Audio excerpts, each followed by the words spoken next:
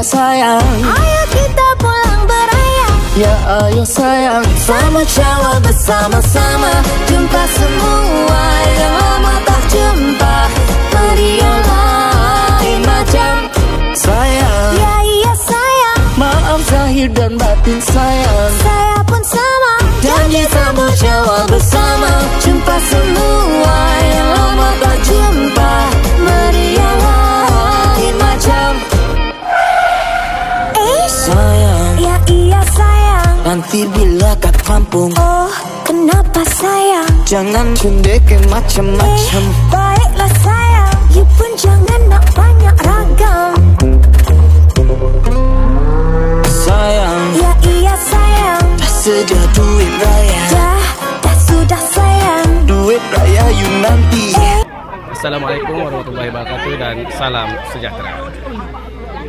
Alhamdulillah, setelah sebulan berpuasa, marilah kita meraihkan kejayaannya di bulan Syawal yang mulia ini. Hari Raya Aidilfitri bukan sekadar perayaan.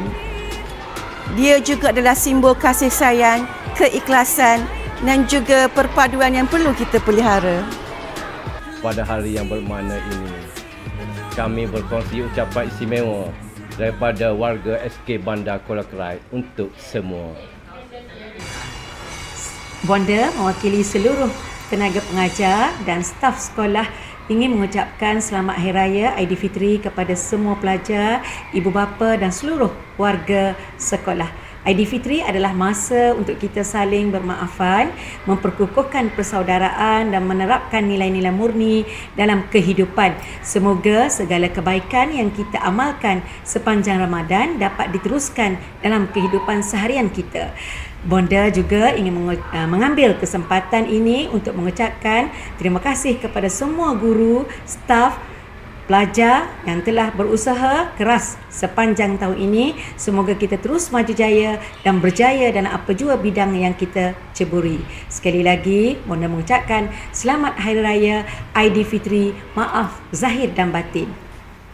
Hari Raya. Selamat Hari Raya. Kepada semua warga sedar dan ibu bapa, saya mengucapkan Selamat Hari Raya Aidilfitri. Nikmatilah hari yang penuh keceriaan ini bersama keluarga dan rakan-rakan. Hari Raya bukan sahaja tentang juadah yang enak, tapi masa untuk kita menghargai dan bersyukur atas nikmat yang diberikan. Jangan lupa untuk beraya dengan penuh kesederhanaan dan menjaga keselamatan diri, terutama kepada yang akan pulang ke kampung halaman. Semoga Aidilfitri ini membawa kebahagiaan dan ketenangan kepada semua. Jangan lupa untuk berziarah dan mengeratkan silaturahim. Marilah kita bersama-sama meraihkan Aidilfitri dengan penuh keinsafan dan kesyukuran. Semoga kita semua berada dalam keberkatan dan rahmat-Nya.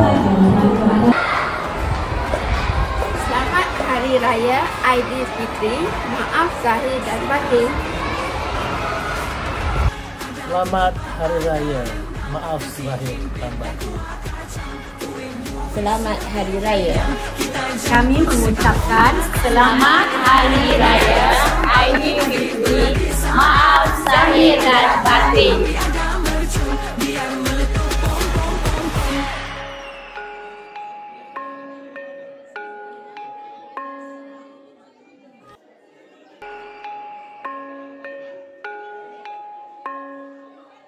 Thank you.